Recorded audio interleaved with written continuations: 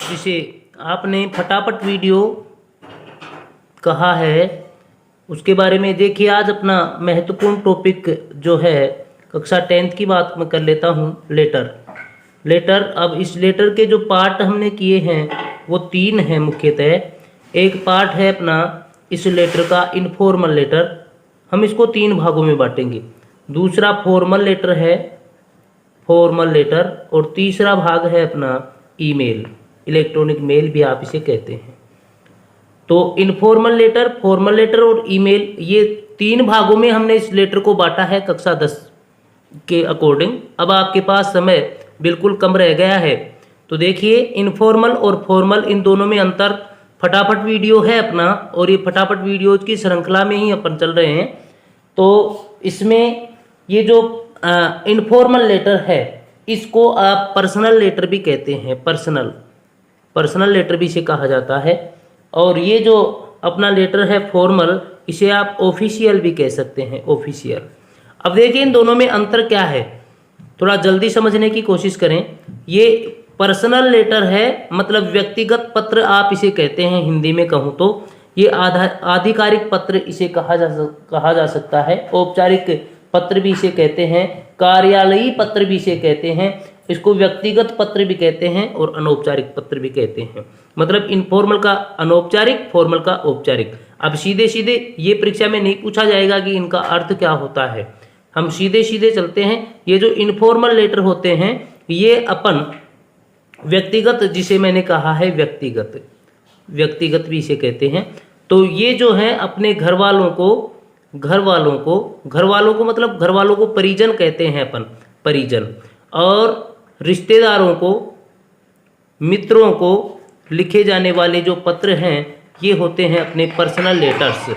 और इसके बाद में जो अपना ऑफिशियल लेटर है, ये जो पत्र हैं ये अपन किसी कार्यालय में, कोई भी कार्यालय में, राजकीय कार्यालय में, गैर राजकीय कार्यालय में, और जो है अपने अधिकारियों को, व्यावसायिक प्रतिष्ठानों को। और ये जो एडिटर वाला लेटर भी मैंने समझा दिया था, इसका एक 12th का वीडियो और बनाना है, वो बनाएंगे, उसमें और समझाएंगे आपको। एडिटर वाले जो लेटर हैं, बिजनेस लेटर जो हैं, जो प्रिंसिपल को, हेडमास्टर को लिखने वाले पत्र जो हैं, इनके अलावा सारे जो सरकारी और गैर सरकारी मतलब अधिकारियों को लिखे जाने वाले जो भी पत्र हैं वो सारे के सारे ऑफिशियल लेटर होते हैं। और अपने घर वालों को, परिजनों को, रिश्तेदारों को, कोई परिचित अपने जो होते हैं, जानकार होते हैं, उनको, मित्रों को, परिवार के सदस्यों को, ये जो भी पत्र लिखे जाते हैं ये होते हैं अपने पर्सनल लेटर। ये होते हैं ऑफिशियल लेटर, मतलब आधिकारिक पत्र। एक अगला भाग अपना है ईमेल, जिसे आप इलेक्ट्रॉनिक मेल कहते हैं। इसके जो पार्ट हैं अलग अलग, वो भी मैं आपको बताऊंगा किस प्रकार से आपको हल करना है, कैसे करना है। अब देखिए इसमें मुख्यतः जो बातें याद रखने की हैं इनफॉर्मल लेटर में, वो आप पहले सुन लीजिए। इनफॉर्मल लेटर होगा तो आपको प्रश्न में ऐसा अनुमान चल जाएगा, ऐसा पता चल जाएगा कि ये अपना पत्र इनफॉर्मल है या फॉर्मल है। मतलब मेरा कहने का ये है, आपके पास ये बिंदु हो गए 3। लेटर वाला जो टॉपिक है, पत्र वाला, उसमें इनफॉर्मल होगा, फॉर्मल होगा, ईमेल होगा। इसका मतलब ये हुआ एक प्रश्न होगा जिसमें आपको अथवा में दिया जाएगा, मतलब प्रश्न 2 आएंगे। एक ईमेल पूछ लेगा, अब इनमें से दोनों में से एक कोई पूछ लेगा, या तो फॉर्मल लेटर पूछेगा या इनफॉर्मल लेटर पूछेगा। इसमें देखिए मुख्यतः जो बात है, मतलब आपको दिया जाएगा ऐसा प्रश्न जो होगा, प्रश्न में आप समझ जाएंगे कि लेटर फॉर्मल है या इनफॉर्मल है। तो देखिए इनफॉर्मल लेटर जब अपन लिखें, चाहे लेटर फॉर्मल लिखें चाहे इनफॉर्मल लिखें, सबसे पहले आप लिखते हैं एड्रेस, पता लिखना होता है। सीधी भाषा में बात करें तो आपको खुद का पता लिखना है। अगर प्रश्न में दिया हुआ है तो ठीक, नहीं तो आप जो भी मर्जी हो, जैसे प्रश्न आ जाए मैं मेरा नाम बोलूँ, you are Rahul from Ajmer, from Jaipur, जो भी है, तो इसका मतलब ये हुआ अपने को अपना नाम, वो जो प्रश्न में बताया है वो ही लिखना होगा। एड्रेस जहां बताया है पता वही लिखना होगा। अब इस एड्रेस को अपन 2 लाइनों में, 3 लाइनों में, जहां जैसे लिखें। सबसे मुख्य बात जो मैं आपको बताना चाहता हूं वो ये है, प्रश्न में जैसे आप कभी कभी ये शुरू करते हैं, कोई वो संख्या भी यहाँ लिख देते हैं, 21 जैसे मैंने लिखा है, 21, 104, मतलब आपने ये जो 2 अब लिख दिया है, ये 2 जो है सारा का सारा सिस्टम अब इसके नीचे ही चलेगा। यानी आप जो भी लिखेंगे वो सारा का सारा इस 2 के नीचे चलने वाला है। आपकी लाइन की शुरुआत, नए काम की शुरुआत अब इसके नीचे होनी चाहिए और कहीं नहीं जानी चाहिए। जल्दी समझने का प्रयास करें थोड़ा।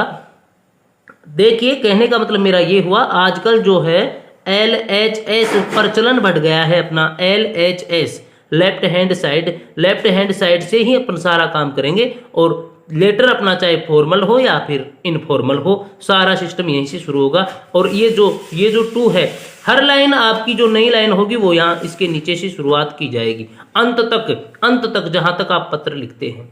तो पहला भाग अपना ये हो गया कि आप एड्रेस लिखे किसका, जो पत्र लिख रहा है। अगर उसमें दिया हुआ है तो ठीक है, नहीं दिया हुआ है तो आप अपनी मर्जी से जो भी है वो लिखिए। अब आ जाओ सीधा दूसरे नंबर भाग पर।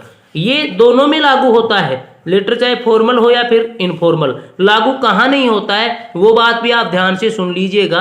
अपना जो ये ऑफिशियल लेटर है, अगर हम प्रिंसिपल को या हेडमास्टर को पत्र लिख रहे हैं और वो जो पत्र हम लिख रहे हैं वो अगर स्कूल में से ही लिख रहे हैं तो आपको यहाँ अपना एड्रेस लिखने की आवश्यकता नहीं है। यहाँ पता आप न लिखें तो अच्छा है। आप तो फिर इसका मतलब क्या हुआ कि आप सीधे ही अपना जो 2 नंबर वाला भाग है, मतलब डेट वाला, वहां से आप पत्र की शुरुआत कर सकते हैं वहां से।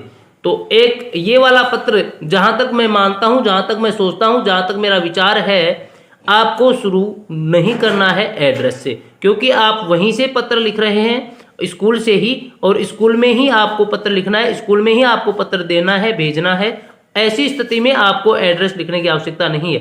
बाकी अधिकांश पत्र जो भी हैं उनमें आप सबसे पहला भाग एड्रेस लिखें। दूसरे नंबर पर बात आती है, हम डेट लिखेंगे। अब डेट को देखिए, जैसे आज मैं ये जब वीडियो बना रहा हूं तो आज अपने पास डेट है 27 महीना है तीसरा ही और 2022। अब इसको मैं लिख सकता हूं 27 मार्च 2022। इसको हम लिख सकते हैं, और क्या ऐसे मार्च पहले लिख दें, उसके बाद में अपने डेट 27 और उसके बाद में 2022। तो ये वाला जो तरीका है वो अच्छा है। इसके अलावा देखो, आप ऐसे भी लिखते हैं, शुरुआती जो ये 3 लेटर हैं इसके बाद में ऐसे आप कर दें फुल स्टॉप, इसके बाद में जो डेट है वो लिख दें और उसके बाद में जो ईयर है वो लिख दें। तो ये मेरे हिसाब से सबसे अच्छा तरीका ये रहेगा, ये सबसे अच्छा तरीका है डेट लिखने का। ऐसे आप डेट लिख दें। डेट अगर दी हुई है ठीक है, नहीं दी हुई है तो आप जो जिस दिन आप एग्जाम दे रहे हैं वो डेट लिख सकते हैं, बाकी आपके प्रश्न के अनुसार जो भी है वो चलेगा। अब आ जाइए, इनफॉर्मल और फॉर्मल दोनों में ही ऐसा होना है, पहले नंबर पर एड्रेस और दूसरे नंबर पर डेट। जो भी हो, जैसा भी प्रश्न हो, आपको ऐसा करना है। फटाफट वीडियो है, इसमें अपन ज़्यादा समय नहीं आपका खर्च कर सकते। अब देखिए, सीधा नंबर 3 पर आ जाइए। अब ये जो 3 नंबर वाली बात है, ये अब फॉर्मल इनफॉर्मल में अलग अलग हो गई है। हम इनफॉर्मल को पहले समझ रहे हैं।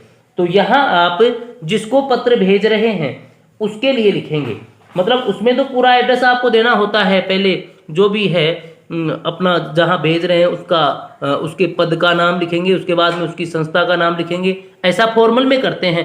इनफॉर्मल में अपन क्या करेंगे, अपन जिसके पास भेजते हैं उसके बारे में लिखेंगे। उसके बारे में लिखेंगे मतलब जैसे आप अपने पिताजी को भेजते हैं तो my dear father, my dear aunt लिख सकते हैं आप, माय डियर ब्रदर लिख सकते हैं आप, माय डियर सिस्टर लिख सकते हैं आप। ऐसा यहाँ लिख सकते हैं आप, माई डियर प्लस अपने जो घर वाले हैं जो भी हैं उनके बारे में लिख सकते हैं आप। My dear father, my dear mother, my dear brother, sister, जो भी है, आंट है, अंकल है, जिसे भी आप लिख रहे हैं वो इसके बाद में लिख सकते हैं, माई डियर के बाद में। अच्छा, इसके अलावा देखिए, आप ऐसा भी लिख सकते हैं सीधा। अगर मान लीजिए ऐसा आप नहीं लिख रहे हैं, अपने दोस्तों को लिख रहे हैं, तो दोस्तों को लिख रहे हैं तो सीधा भी लिख सकते हैं आप। क्या, जैसे डियर राहुल, जो भी है आप इस प्रकार से नाम लिख सकते हैं। सीधा नाम भी आप लिख सकते हैं। अगर ऐसा आप मित्रों के साथ कर सकते हैं तो आप अपने से छोटों के साथ भी ऐसा यहाँ लिख सकते हैं, डियर प्लस नाम। इसके बाद में देखिए, अगर आपके कोई परिचित हैं, जानकार हैं, उनके लिए आप सीधा वो जो सरनेम बोलते हैं वो भी आप लिख सकते हैं। जैसे मैं कहूँ डियर गुप्ता जी या डियर गुप्ता, ऐसे आप लिख सकते हैं। डियर गुप्ता लिख सकते हैं, डियर मिस्टर गुप्ता भी लिख सकते हैं, डियर मिस्टर गुप्ता, इस प्रकार से आप लिख सकते हैं। Dear Gupta, dear Mr Gupta, dear Mrs Gupta. और जो प्रचलन है आजकल विवाहित और कंवारों का, जिसके बारे में मैं बता चुका हूँ आपको, एक बार और बता देता हूँ, एमएस उनके लिए लिखते हैं। तो यहाँ अपन सीधा इस प्रकार से लिख सकते हैं।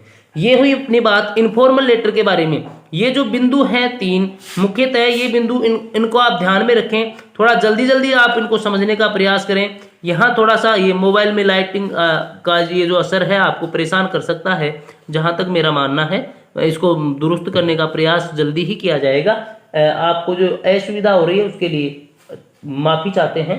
चलिए, इसके बाद में देखिए अपना यहाँ जो है मुख्य भाग, मेन बॉडी जिसे आप कहते हैं, मुख्य भाग मेन बॉडी या कम्युनिकेशन जिसे आप कहते हैं, यहाँ से अपना शुरू होता है। मतलब जो भी है आपको लिखना है, जैसे भी लिखना है, जिस बारे में प्रश्न है उसके बारे में अपन लिखते जाएंगे, इस प्रकार से आपको लिखना है। ये इसे आप कम्युनिकेशन भी कहते हैं। खैर चलिए, आपको इन बातों में ज़्यादा नहीं जाना है, किसको क्या कहते हैं ऐसा परीक्षा में नहीं आना है। कहने का मतलब मेरा यह हुआ, यहाँ पत्र का जो मुख्य भाग है वो लिखा जाएगा। इसके बाद में आपको इसका एंड करना है। एंड करेंगे तो आप बड़ों के लिए जैसे कहेंगे भाई बेस्ट रिगार्ड्स, मैं इसको 5 नंबर देता हूँ। जैसे विद बेस्ट रिगार्ड पे कह सकते हैं आपसे, with best regards, with regards भी कह सकते हैं, with best regards to mom कह सकते हैं, विद बेस्ट रिगार्ड्स टू पापा कह सकते हैं। और इसके साथ में जोड़ भी देते हैं अपन कई बार, क्या, लव टू, बच्चे का नाम, किसी बच्चे का नाम, आपके बहन भाई भतीजा भतीजी जो भी हैं आप उनके लिए कह सकते हैं। ऐसा तो आप मम्मी पापा के साथ कर सकते हैं। और मित्रों के लिए, अपने दोस्तों के लिए, अपने से जो छोटे हैं उनके लिए आप ऐसा सीधा लिख सकते हैं, विद बेस्ट विशेष लिख सकते हैं आप, विद लव लिख सकते हैं आप। और ऐसे और भी कई वर्ड्स हैं जिन्हें आप लिख सकते हैं। इसके बाद में अपना सब्सक्रिप्शन वाला पार्ट शुरू होता है। मतलब ये भाग हो गया 5वां। इसके बाद में 6वां भाग अपना सब्सक्रिप्शन का है।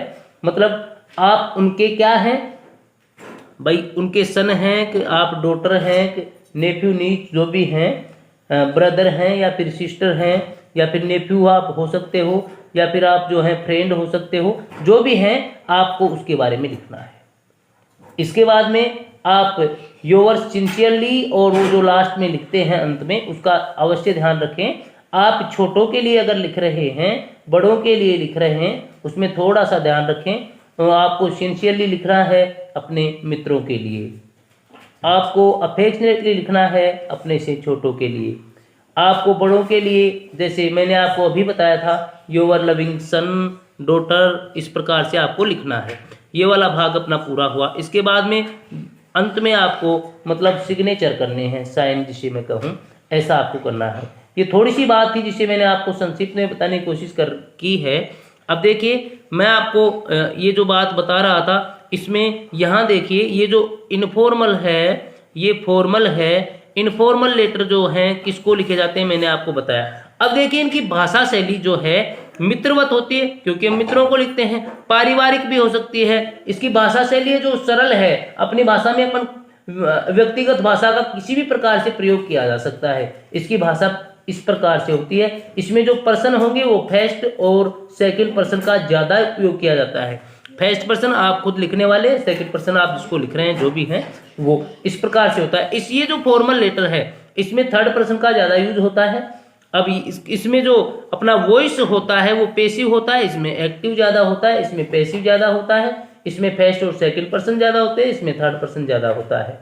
इसकी जो भाषा शैली है वो औपचारिक होनी चाहिए, बिल्कुल औपचारिक होनी चाहिए। इसमें आप शिष्टता से बातें करेंगे। इसमें आप अपने मित्रों को, अपने परिवार वालों को, अपने से छोटों को जैसी भी भाषा यूज करना चाहें आप, मतलब जैसी भाषा आपको उचित लगती है, जैसी भाषा उचित होनी चाहिए, उस प्रकार की भाषा को आप यूज कर सकते हैं इनफॉर्मल या पर्सनल लेटर्स में।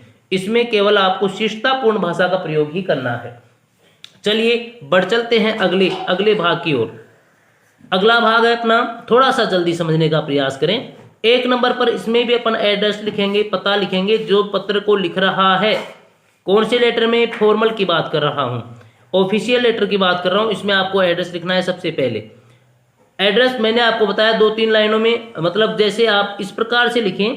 यहाँ से जैसे आपने एड्रेस लिखना शुरू किया, आप एड्रेस लिख रहे हैं, आपने ये लंबी लाइन लिखी, इसके बाद में ऐसे लिख दिया, इसके बाद में ऐसे लिख दिया, मतलब ऐसे 2-3 लाइनों में लिखो तो अच्छा है, ये 3 लाइनों में लिखे तो। लेकिन ये वाला भाग जैसे यहाँ से कोई वर्ड शुरू हो गया, कोई अंक शुरू हो गया, तो इसके नीचे ही आएगी दूसरी लाइन, तीसरी लाइन भी इसके नीचे ही आएगी।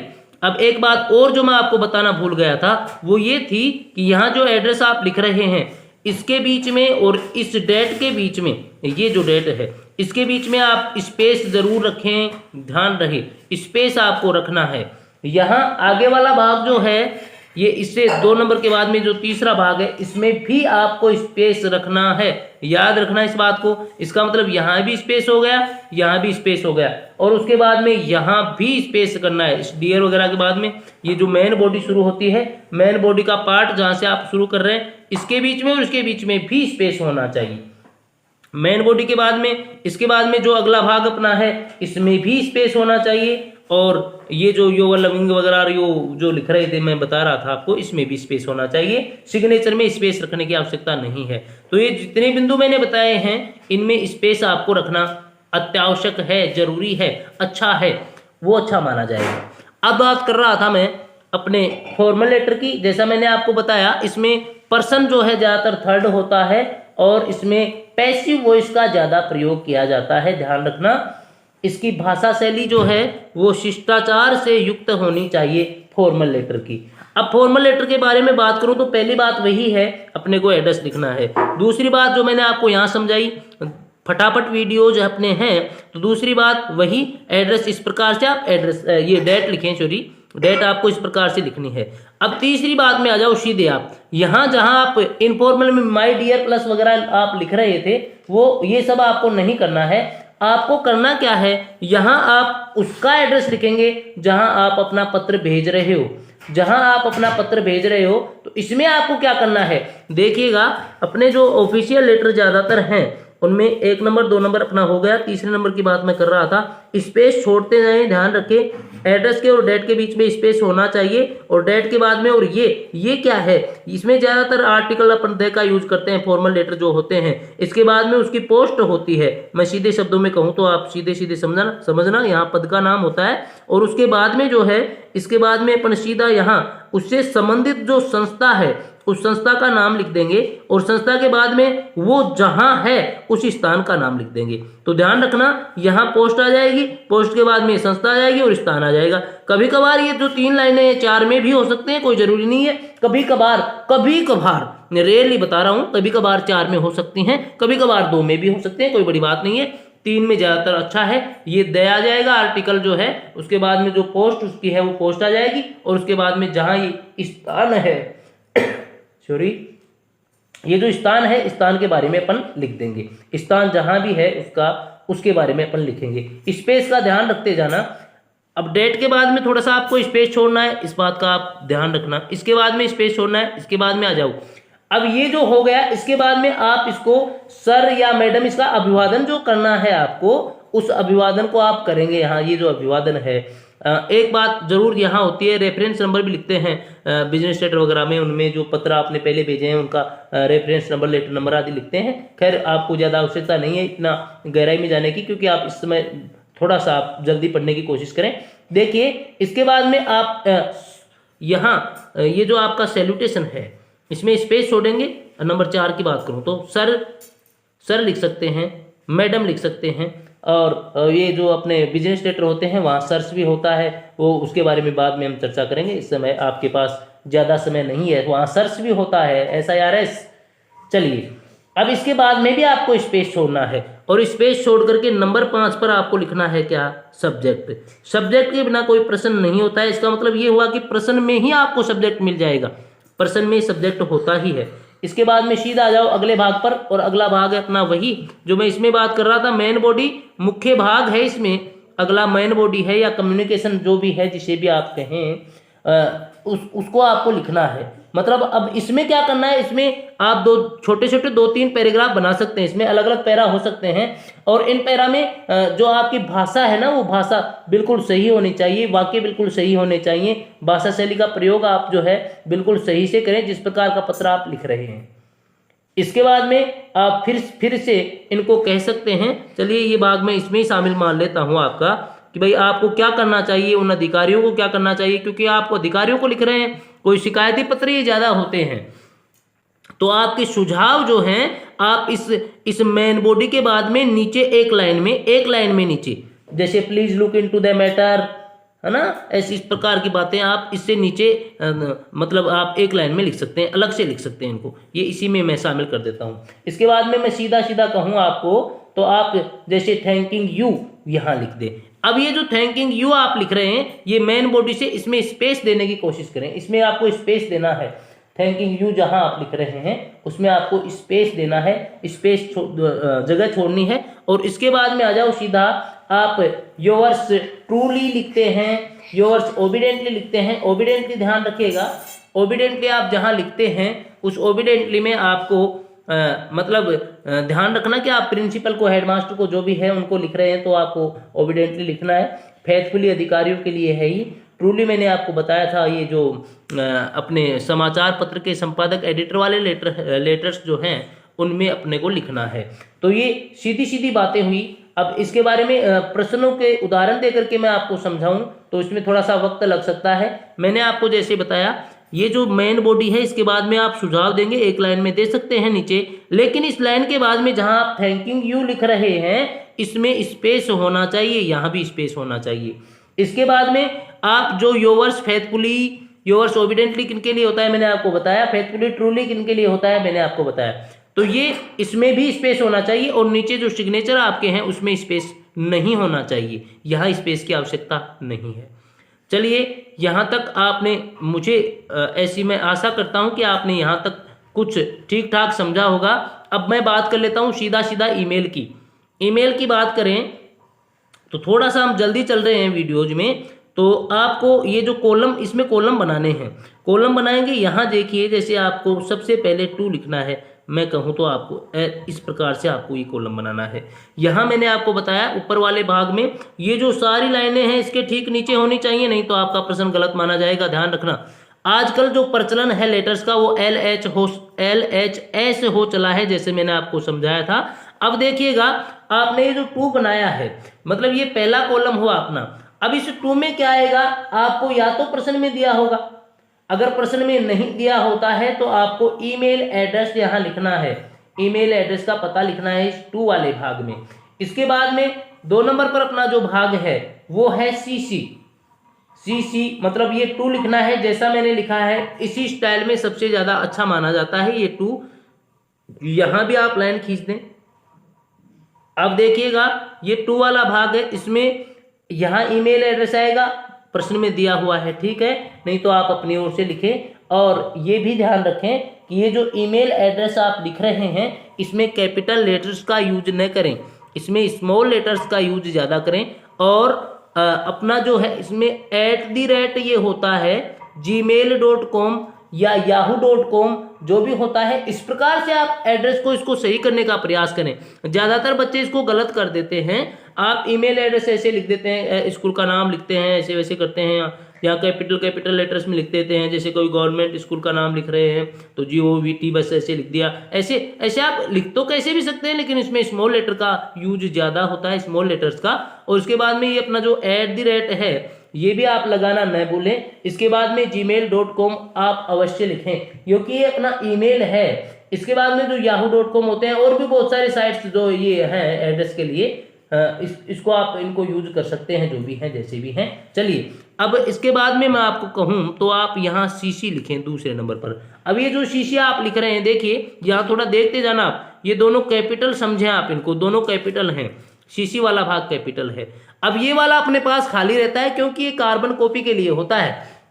तो अपन जो पत्र, ये जो ईमेल भेजते हैं, सॉरी, इस ईमेल में अपने को ये कार्बन कॉपी लगाने की आवश्यकता नहीं पड़ती, इसलिए हम इसमें कुछ भी नहीं लिखते हैं, ये कॉलम अपने पास खाली रहता है। अगला कॉलम है अपने पास BCC। अब देखिए इसमें ये स्मॉल आ रहे हैं सारे, ध्यान रखना ये स्मॉल हैं, इसके बाद में अपना होता है सब्जेक्ट।